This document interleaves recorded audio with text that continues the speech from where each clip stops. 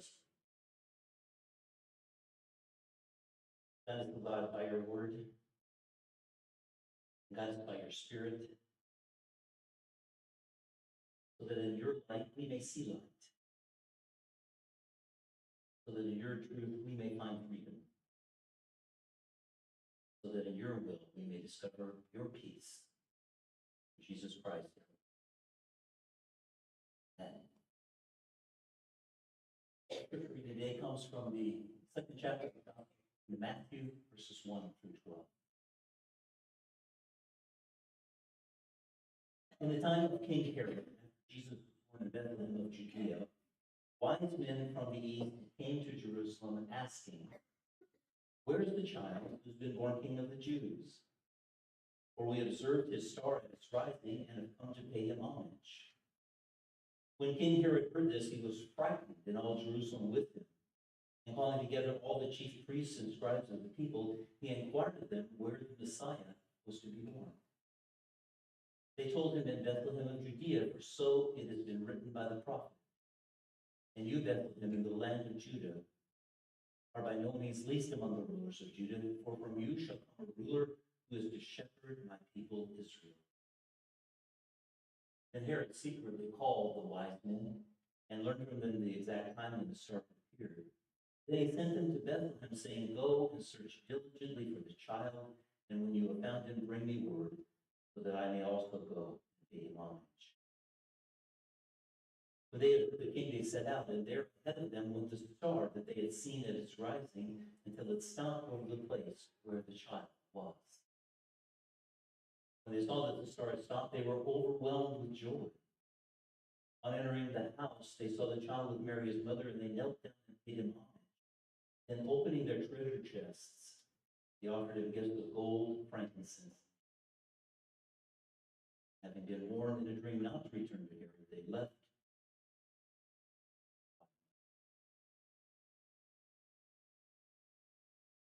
May God bless your understanding this reading from. Today, we complete the series that we were supposed to complete last week, but of course we didn't do that. Series that I call The Story of Christmas, and today our focus is on the wise men. There are a lot of details about the wise men that we're not really sure about. What's usually translated as wise men comes from the word magi, M-A-G-I, and this is the way someone has defined that word. It's those who have wisdom, investigation, and interpretation of the movement of bodies. Some have called the wise men astrologers. Matthew tells us the wise men came from the east, perhaps from what has been called Persia or the land nearby. In that part of the world, there were people at that time who were watchers of the stars, and they tried to figure out the meaning and message that the stars might be giving them. You may be familiar with the carol "We Three Kings Orient Are." Matthew never calls them kings, although the gifts they offer to Jesus might well have been given. And Matthew never tells us exactly how many wise men there were, although he tells us they offered 3 gifts to Jesus. Well, whatever the details are about them, perhaps the most important part is what Matthew does tell us, that the wise men were eager to find both the king and Jews. These men from the east combined their knowledge of the stars and what I have to think must have been some of the Old Testament of the Jewish Bible. That doesn't mean that there's a biblical blessing on astrology, but I think it does say this to us, that God comes to us where we are, as we genuinely seek him. Some of you will remember the saying that at least has stuck with me over the years. I haven't heard it so often, but there used to be a sticker on the back of a car, or maybe more often just displayed somewhere that said, "Wise men still seek him." And I think that's also true today. God announced the birth of his son in an amazing way, as we read about on Christmas Eve. An angel came to lowly shepherds out in the fields, and then they hurried off. They heard that announcement to see Jesus in person, who was still in the manger. 19th century pastor Charles Spurgeon wrote this: Jesus was born to lowly parents, laid in a manger, and wrapped in infant clothes. But the powers in heavenly places were in motion, and a star was put into commission to announce Jesus' birth to men far away, and conduct these wise men into. This is how God showed his love for the world, by offering his redemption, by offering his salvation to all who believe in Jesus. But these men from the east, they were outsiders. They were not part of the people of Israel.